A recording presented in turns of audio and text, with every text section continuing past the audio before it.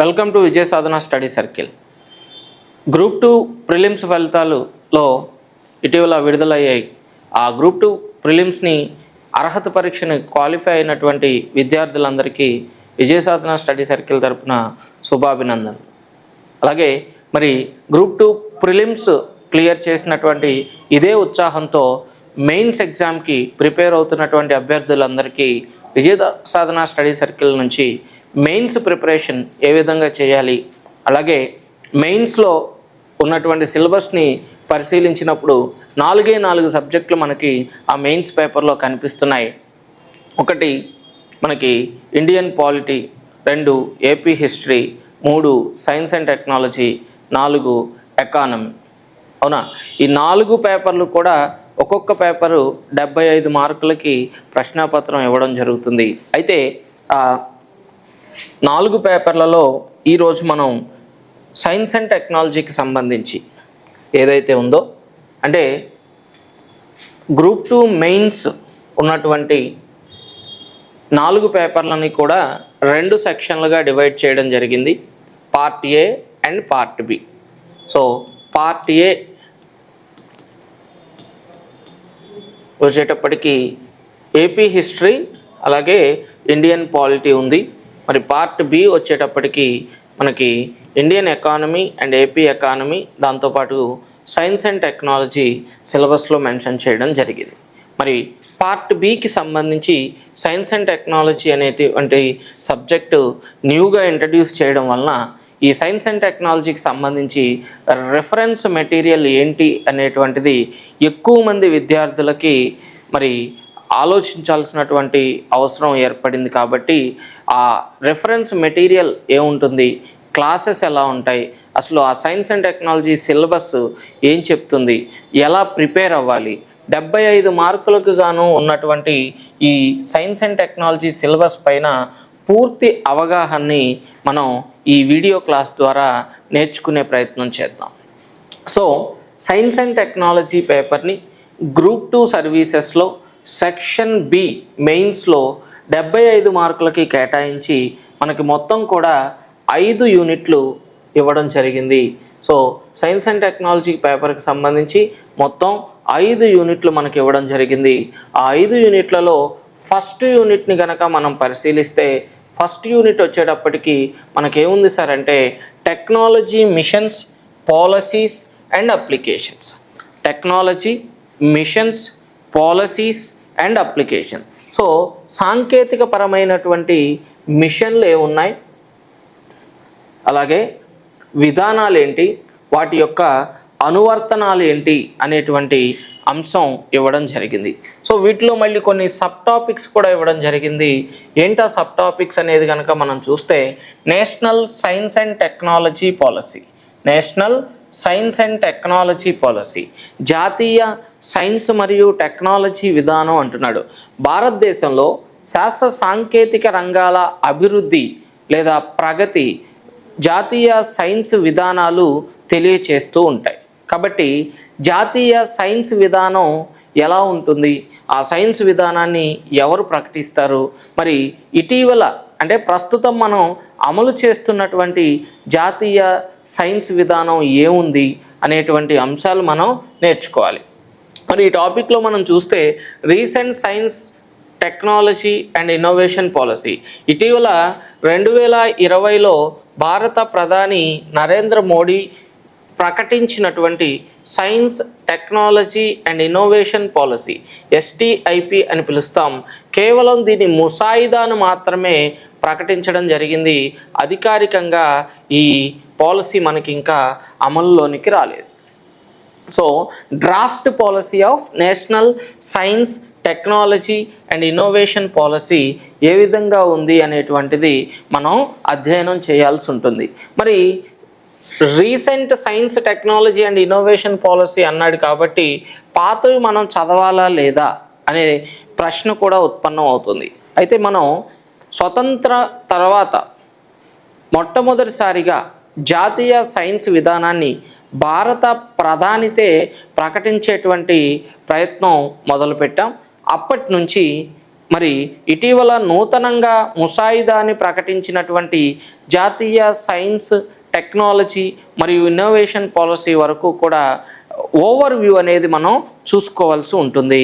అలాగే recent policy ఏదైతే ఉందో ఎస్టీఐపి ఏదైతే ఉందో ఈ ఎస్టీఐపికి సంబంధించి మాత్రం స్పష్టంగా ఆ పాలసీ యొక్క ఉద్దేశం ఏంటి, పాలసీ యొక్క లక్ష్యాలేంటి, గత పాలసీ నుంచి ప్రస్తుత పాలసీలోకి ఎటువంటి విధానాలని తీసుకున్నాం, నూతనంగా చేసినటువంటి మార్పులు చేర్పులు ఏంటి అనేటువంటిది మనం తప్పనిసరిగా అధ్యయనం చేయాలి. మరి అలాగే నేషనల్ స్ట్రాటజీస్ అండ్ మిషన్స్, దీనికోసం భారతదేశ వ్యాప్తంగా అమలు చేస్తున్నటువంటి జాతీయ విధానాలు ఏమున్నాయి, అలాగే మిషన్లు ఏమున్నాయి అనేటువంటివి మనం తెలుసుకోవాలి. అలాగే ఎమర్జింగ్ టెక్నాలజీ ఫ్రాంటియర్స్, ఈ టాపిక్ చాలా జాగ్రత్తగా పరిశీలించాల్సి ఉంటుంది. ఎమర్జింగ్ టెక్నాలజీ ఫ్రాంటియర్స్, ఆధునీకరణలో భాగంగా ప్రస్తుత వైజ్ఞానిక ప్రపంచంలో భాగంగా వస్తున్నటువంటి కొత్త సాంకేతిక పరిజ్ఞానం ఏదైతే ఉందో ఈ కొత్త సాంకేతిక పరిజ్ఞానాలన్నింటి మీద ఒక స్పష్టమైనటువంటి అభిప్రాయం మరియు అవగాహన మనం ఏర్పరచుకోవడం కోసం ఎమర్జింగ్ టెక్నాలజీ ఫ్రాంటియర్స్ అంటే ఉదాహరణకు ఇటీవల కాలంలో ఎక్కువగా వినిపిస్తున్నటువంటి పదం ఆర్టిఫిషియల్ ఇంటెలిజెన్స్, కృత్రిమ మేధస్సుకు సంబంధించి, అలాగే బ్లాక్ చైన్ టెక్నాలజీ, అలాగే క్లౌడ్ కంప్యూటింగ్, అలాగే రోబోటిక్స్లో వస్తున్నటువంటి కొత్త మార్పులు, అలాగే నానో టెక్నాలజీలో వస్తున్నటువంటి కొత్త మార్పులు.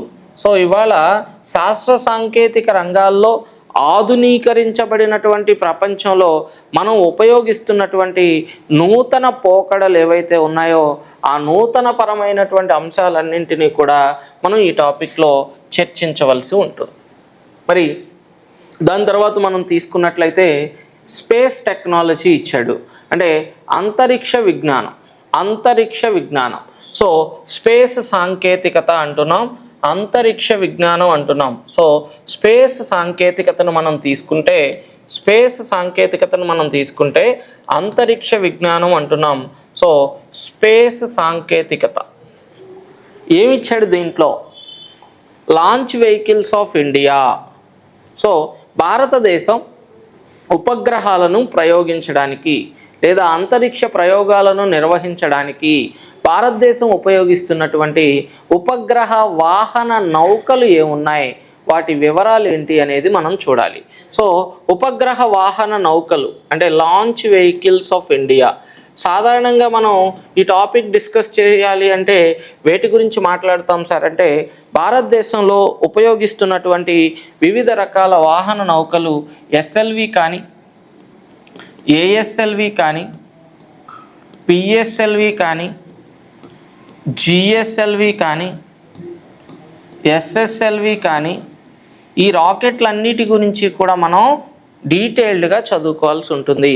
So SLV, ASLV, PSLV, GSLV, ఇటీవల రూపొందించినటువంటి ఎస్ఎస్ఎల్వి అనేటువంటి రాకెట్, ఈ 5 రాకెట్లు కూడా భారతదేశం యొక్క ఉపగ్రహ వాహన నౌకలు అని చెప్పొచ్చు. లాంచ్ వెహికల్స్ ఆఫ్ ఇండియా అంటాం. అయితే ఇటీవల Skyroot Aerospace private limited అనేటువంటి సంస్థ విక్రమ్ ఎస్ అనేటువంటి ఒక రాకెట్ని అభివృద్ధి చేయడం జరిగింది. సో ఈ విక్రమ్ ఎస్ అనేటువంటి రాకెట్ కూడా మనం డిస్కస్ చేయాల్సి ఉంటుంది. ఎందుకంటే లాంచ్ వెహికల్స్ ఆఫ్ ఇండియా అన్నాడు తప్ప లాంచ్ వెహికల్స్ ఆఫ్ ఇస్రో అని అనలేదు. సో ప్రైవేటు రాకెట్లు కూడా, భారతీయ ప్రైవేటు ఉపగ్రహ వాహన నౌకలు కూడా ఏమున్నాయి, ఆ ఉపగ్రహ వాహన నౌకల తయారీదారు ఎవరు, ఏ విధానపరమైనటువంటి సాంకేతికతను ఉపయోగిస్తున్నాం, ఎస్ఎల్విలో ఉపయోగించే సాంకేతికత ఏంటి, ఏఎస్ఎల్విలో ఉపయోగించే సాంకేతికత ఏంటి, అలాగే పిఎస్ఎల్విని ఎందుకు ఎక్కువసార్లు మనం ఎక్కువ ప్రయోగాలకు ఉపయోగించాం, జిఎస్ఎల్వి యొక్క ప్రత్యేకత ఏంటి, ఎస్ఎస్ఎల్వి యొక్క ప్రత్యేకత ఏంటి, పొడవు ఎంత ఉంటుంది, వెడల్పు ఎంత ఉంటుంది, ఎంత పేలోడ్ని మోసుకెళ్ళగలుగుతుంది. ఇలాంటి రాకెట్ యొక్క నిర్మాణంతో పాటు ఆ రాకెట్ ద్వారా మనం చేపట్టినటువంటి ముఖ్యమైనటువంటి ప్రయోగాల వివరాలు కూడా మనం చదువుకోవాల్సి ఉంటుంది. అలాగే రాకెట్లో వాడేటువంటి టెక్నాలజీ, ఆ ఉపగ్రహ వాహన నౌక యొక్క దశలు, ఎన్ని స్టేజెస్లో మనకి ఉపగ్రహాన్ని డిప్లాయ్ చేయగలుగుతుంది అనేటువంటి సమాచారాన్ని మనం స్పష్టంగా ఇక్కడ నేర్చుకోవాల్సి ఉంటుంది. అలాగే recent Indian satellite launches and applications. So ఇటీవల భారత అంతరిక్ష పరిశోధన సంస్థ ఇస్రో ద్వారా ప్రవేశపెట్టిన లేదా ప్రయోగించిన రీసెంట్ లాంచెస్ గురించి అడుగుతున్నాడు.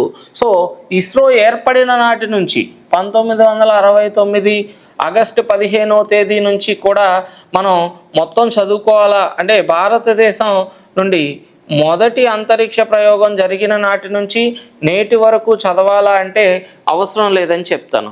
సో ఎందుకు అంటే వాడు చాలా క్లియర్గా ఏమని మెన్షన్ చేశాడు సార్ అంటే recent launches of ISRO or Indian satellites, అలాగే అండ్ ఇట్స్ అప్లికేషన్స్, వాటి యొక్క అనువర్తనాలు అనేటువంటిది కూడా మెన్షన్ చేయడం జరిగింది. అంటే మనం ఉపయోగించేటువంటి భారతీయ ఉపగ్రహ వ్యవస్థ మొత్తం కూడా రెండు రకాలుగా ఉంటుంది.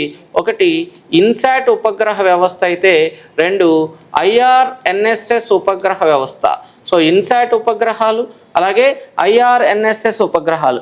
ఇవి కాకుండా ప్రైవేటు ఉపగ్రహాలను కూడా మనం కొన్ని ఉపగ్రహాలను ప్రయోగిస్తున్నాం. కాబట్టి ఈ ఉపగ్రహాల ప్రయోగ వివరాలతో పాటు ఆ ఉపగ్రహం యొక్క అనువర్తనం ఏంటి, దేశానికి ఉపయోగపడేటువంటి ఉపగ్రహ ప్రయోగంలో ఏ రంగానికి ఉపయోగించే విధంగా ఆ ఉపగ్రహాన్ని తయారు చేసాం అనేది, అలాగే దాని యొక్క అప్లికేషన్స్ ఏంటి అనేది కూడా స్పష్టంగా మనం చదువుకోవాలి. సో స్పేస్ టెక్నాలజీలో సిలబస్ చాలా క్లియర్గా మెన్షన్ చేయడం జరిగింది. సో స్పేస్ టెక్నాలజీకి సంబంధించి పూర్వత్రాలన్నీ కూడా చదవాల్సినటువంటి అవసరం ఉండదు. బేసిక్ నాలెడ్జ్ తెలుసుకున్న తర్వాత, అంటే అసలు స్పేస్ టెక్నాలజీ అంటే ఏంటి, రాకెట్ అంటే ఏంటి, శాటిలైట్ అంటే ఏంటి, పేలోడ్ అంటే ఏంటి, ఇలా బేసిక్ టర్మినాలజీని ఒకసారి మనం అధ్యయనం చేసిన తర్వాత చాలా స్పెసిఫిక్గా మనం నేర్చుకోవాల్సినటువంటి అంశాలు రెండే. ఒకటి లాంచ్ వెహికల్స్ ఆఫ్ ఇండియా ఏమున్నాయి, రెండు recent Indian satellite launches and its applications, ఏవైతే ఇటీవల ప్రయోగించబడినటువంటి ఉపగ్రహాలు వాటి యొక్క అనువర్తనాలను మాత్రమే మనం అధ్యయనం చేసుకుంటే సరిపోతుంది. సో ఫౌండేషన్ కోసం, అంటే బేసిక్ కాన్సెప్ట్స్ అర్థం చేసుకోవడం కోసం మాత్రమే స్పేస్ టెక్నాలజీ యొక్క ఆరిజిన్ని మనం గమనించాలి. అలాగే భారత అంతరిక్ష పరిశోధనా సంస్థ ఇస్రో విదేశీ అంతరిక్ష పరిశోధన సంస్థలతో టైఅప్ అయి కొన్ని ప్రయోగాలు చేస్తూ ఉంటుంది. కాబట్టి ప్రపంచ అంతరిక్ష విజ్ఞానానికి సంబంధించినటువంటి ఫండమెంటల్ నాలెడ్జ్ కూడా మనకి అవసరం. సో ఈ కోర్ కాన్సెప్ట్స్ అన్నిటినీ కూడా మనం డీటెయిల్డ్గా మళ్ళీ క్లాస్ రూమ్ సెషన్స్ లోపల డిస్కస్ చేసే ప్రయత్నం చేద్దాం. మరి తర్వాత చూసినట్లయితే డిఫెన్స్ టెక్నాలజీ. సో రక్షణ రంగ సాంకేతికత ఏముంది అనేది మనం చూడాలి. దీనిలో ఏమిస్తున్నాడు సార్ అంటే డిఫెన్స్ టెక్నాలజీ అన్న వెంటనే మనకు గుర్తుకొచ్చేటువంటి రక్షణ రంగ సంస్థ DRDO, defence research and development organisation. So DRDO యొక్క విధి విధానాలన్నీ కూడా, DRDO ఏర్పాటు దగ్గర నుంచి దాని స్ట్రక్చర్ ఏంటి, విజన్ ఏంటి అండ్ మిషన్ ఏంటి అనేటువంటిది మనం నేర్చుకోవాల్సి ఉంటుంది. So DRDO, defence research development organisation యొక్క నిర్మాణం, అలాగే దృష్టి అంటే విజన్ ఏంటి అనేటువంటిది మనం తెలుసుకోవాలి. అలాగే ఎలాంటి మిషన్స్ని DRDO ఆధ్వర్యంలో భారతదేశం నిర్వహిస్తుంది అనేది కూడా మనం తెలుసుకోవాలి. అలాగే DRDO అభివృద్ధి చేసినటువంటి సాంకేతికతలు, అలాగే IGMDP ప్రోగ్రాం గురించి వెరీ ఇంపార్టెంట్ అండి. IGMDP ప్రోగ్రాం గురించి ఏంటి? IGMDP programme integrated guided missile development programme. So భారతదేశం పృథ్వీ, అగ్ని, త్రిశూల్, నాగ్, ఆకాష్ ఇలా రకరకాలైనటువంటి ఉపగ్రహాలని రకరకాలైనటువంటి క్షిపణులని, అంటే దాదాపుగా 5 రకాల క్షిపణులను, ఏంటా క్షిపణులు? పృథ్వీ, అగ్ని, త్రిశూల్, నాగ్, ఆకాష్, ఇలా 5 రకాల క్షిపణులని ప్రత్యేకంగా ఈ IGMDP ప్రోగ్రాం ద్వారా, integrated guided missile development program, భారతీయ క్షిపణుల అభివృద్ధి కార్యక్రమం ఏదైతే ఉందో, ఈ క్షిపణుల అభివృద్ధి కార్యక్రమం ద్వారా మరి డాక్టర్ APJ అబ్దుల్ కలాం నేతృత్వంలో IGMDP ప్రోగ్రాం ఇనిషియేట్ చేయబడి 2008వ సంవత్సరం వరకు కూడా భారతదేశానికి రకరకాలైనటువంటి క్షిపణులను అభివృద్ధి చేసి ఇవ్వడం జరిగింది. కాబట్టి భారతీయ క్షిపణులను అభివృద్ధి చేయడానికి నిర్వహించినటువంటి IGMDP ప్రోగ్రాంకి సంబంధించిన పూర్తి స్థాయి సమాచారాన్ని మనం చదువుకొని తీరాలి. అలాగే ICTకి సంబంధించి, ICT ఏంటి సార్? ICT అంటే ఇన్ఫర్మేషన్ అండ్ కమ్యూనికేషన్ టెక్నాలజీ, సమాచార మరియు కమ్యూనికేషన్ సాంకేతిక రంగం. సో సమాచార సాంకేతిక రంగం అనేది ప్రస్తుతం ప్రపంచవ్యాప్తంగా బూమింగ్లో ఉన్నటువంటి టెక్నాలజీ. రకరకాలైనటువంటి మార్పులు మనం నిజ జీవితంలో గమనిస్తూ ఉన్నాం. ICT ద్వారా వివిధ రకాల రంగాలలో విప్లవాత్మకమైనటువంటి మార్పులని మనం చూస్తున్నాం. విద్యారంగంలో కూడా మనం ప్రస్తుతం ఆన్లైన్ ఎడ్యుకేషన్ ద్వారా కూడా మనం ఈ ఇంటరాక్ట్ అయ్యేటువంటి అవకాశం మనకి ఈ ICT అభివృద్ధి అనేది కల్పిస్తుంది. కాబట్టి ICTకి సంబంధించినటువంటి సిలబస్ని కూడా మనకి మెన్షన్ చేయడం జరిగింది. దీంట్లో ఏం చెప్తున్నాడు సార్ అంటే, national policy on information technology. So దేశం యొక్క IT విధానం ఏ విధంగా ఉంది అనేటువంటి దాన్ని అడుగుతున్నాడు. అలాగే digital India machines, initiatives and impact, digital India ద్వారా మనం ప్రారంభించినటువంటి అంశాలు, అలాగే అవి చూపినటువంటి ప్రభావం మీద ప్రశ్నలు వచ్చేటువంటి అవకాశం ఉంది. సో డిజిటల్ ఇండియా యొక్క నినాదం ఏంటి? డిజిటల్ ఇండియాని ఏ కార్యక్రమాన్ని ఉద్దేశించి చేపట్టారు? గ్రామీణ ప్రాంతాల్లో, పట్టణ ప్రాంతాల్లో డిజిటల్ ఇండియా ద్వారా ఎలాంటి కార్యక్రమాలు ముందుకొచ్చాయి? రాష్ట్ర కేంద్ర ప్రభుత్వాలు సమన్వయంతో ఎలాంటి కార్యక్రమాలని ముందుకు తీసుకెళ్ళాయి అనేటువంటి విషయాన్ని మనం ఈ డిజిటల్ ఇండియా మిషన్ ద్వారా చదవాల్సి ఉంటుంది.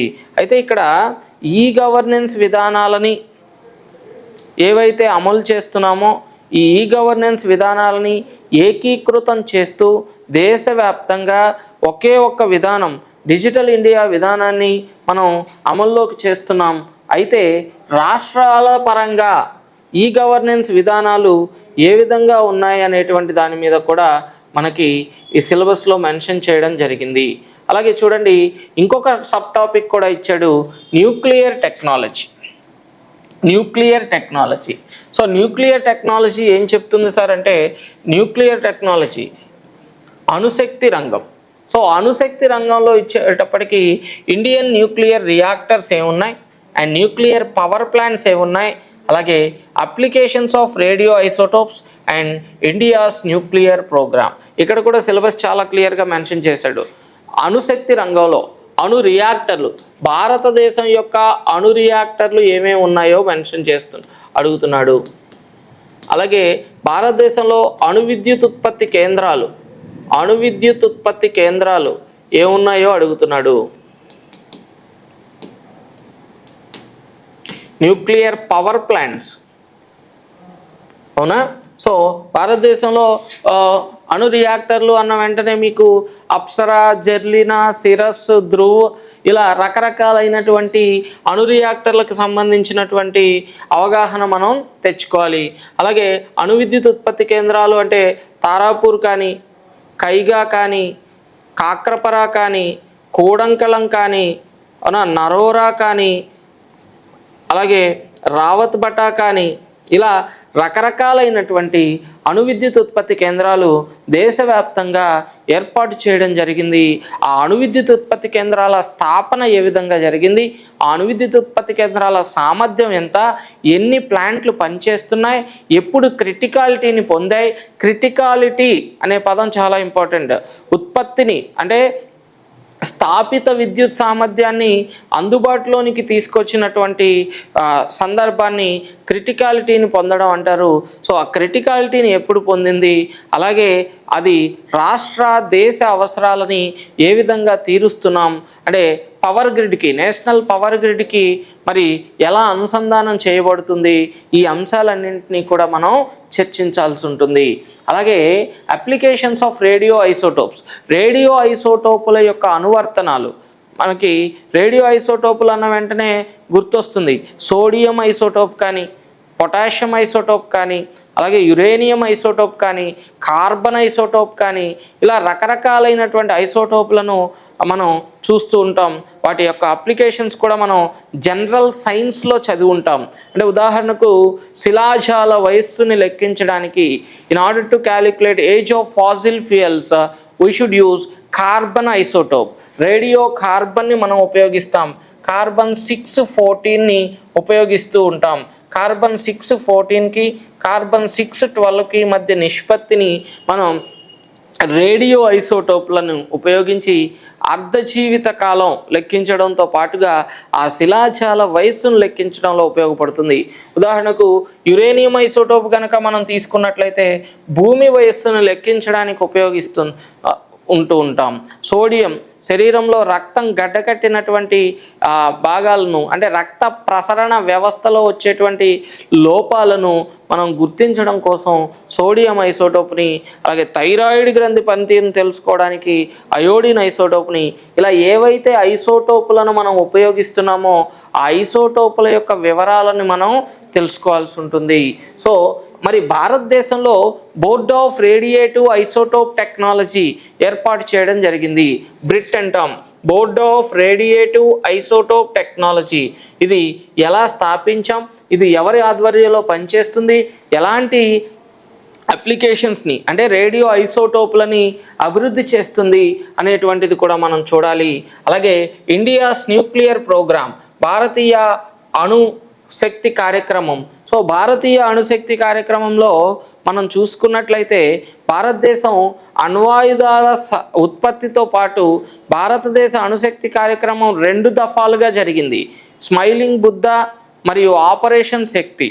సో బుద్ధుడు నవ్వాడు, అలాగే ఆపరేషన్ హ్యాపీ కృష్ణ లేదా ఆపరేషన్ శక్తిగా పిలువబడేటువంటి 2 సందర్భాల్లో మనకి ఈ ఇండియన్ న్యూక్లియర్ ప్రోగ్రామ్ అనేది జరిగింది. భారతదేశానికి అణుశక్తి సామర్థ్యాన్ని అలాగే హైడ్రోజన్ బాంబు తయారీ సామర్థ్యాన్ని అందించినటువంటి ఈ ఇండియాస్ న్యూక్లియర్ ప్రోగ్రామ్ ఏ విధంగా జరిగింది, ఏ శాస్త్రవేత్తలు ఆ ప్రోగ్రాంలో అంటే ఆ అణ్వాయుధాల కార్యక్రమంలో పాలు పంచుకోవడం జరిగింది, ఎక్కడ జరిగింది, ఎప్పుడు జరిగింది, దాని యొక్క ఫలితాలు ఏ విధంగా ఉన్నాయి, దాని పర్యవసనంగా విదేశాల నుంచి లేదా పొరుగు దేశాల నుంచి మనకు వచ్చినటువంటి సమస్యలు ఏంటి, ఇలాంటి అంశాలన్నింటినీ కూడా కూలంకుషంగా మనం చర్చించాల్సినటువంటి అవసరం ఉంది. సో మీరు ఫస్ట్ యూనిట్ చూస్తే కనుక పూర్తిగా సాంకేతిక పరమైనటువంటి అంశాలతో మనకి ఈ యూనిట్ అంతా కూడా కనిపిస్తుంది. అంటే కేవలం సైన్స్ అండ్ టెక్నాలజీకి సంబంధించినటువంటి ప్రాథమిక అంశాలు, మేజర్ పార్ట్స్ అన్నీ కూడా. ఉదాహరణకు ఇక్కడ చూస్తే టెక్నాలజీ పాలసీలు ఇచ్చాడు, అలాగే స్పేస్ టెక్నాలజీ ఇచ్చాడు, అలాగే డిఫెన్స్ టెక్నాలజీ ఇచ్చాడు, అలాగే న్యూక్లియర్ టెక్నాలజీ ఇచ్చాడు, అలాగే ఐసిటి కూడా ఇచ్చాడు. ఒకసారి గమనిస్తే జాతీయ సైన్స్ విధానాలు ఇచ్చాడు.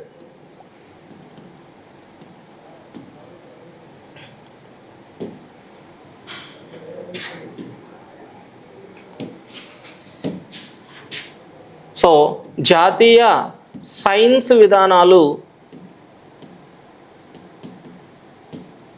ఇవ్వడం జరిగింది. అలాగే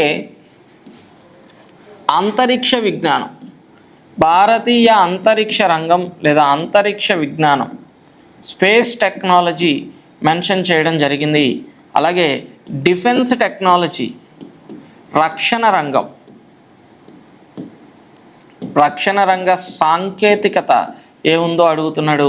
అలాగే ICT, information and communication technology, అలాగే న్యూక్లియర్ టెక్నాలజీ అంటే అణు సాంకేతికత. సో యూనిట్ 1ని కనుక మనం చూసినట్లయితే యూనిట్ 1లో మనకి ఈ 5 టాపిక్స్ 5 సబ్ యూనిట్స్ మళ్ళీ మనం చర్చించాల్సి ఉంటుంది. కాబట్టి ఈ 5 టాపిక్స్ని కూడా మనం ఆన్లైన్ క్లాసుల ద్వారా మరియు ఆఫ్లైన్ క్లాస్లోనూ చాలా స్పష్టంగా మనం డీటెయిల్డ్గా డిస్కస్ చేసే ప్రయత్నం చేద్దాం. ఓకేనండి.